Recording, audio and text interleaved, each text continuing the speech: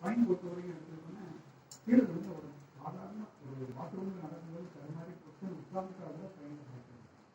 அது ரொம்ப காணும். ரெண்டாவது இந்த போனுக்கு நடுவில் இருக்கக்கூடிய காலத்தில் டிஸ்பர்லாக்ஸ்ன்றது வந்து ரொம்ப காமனான விஷயம். அந்த டிஸ்பர்லாக்ஸ்ன்னு சொல்லக்கூடிய அந்த வெவ்வு விலகல் வந்து எதிர்ப்பு.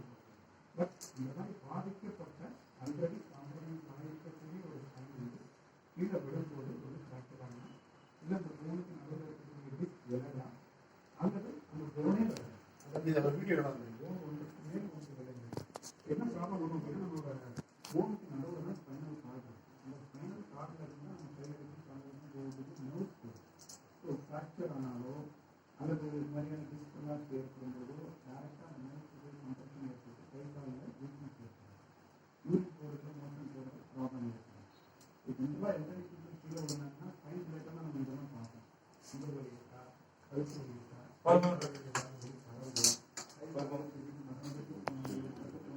What is it?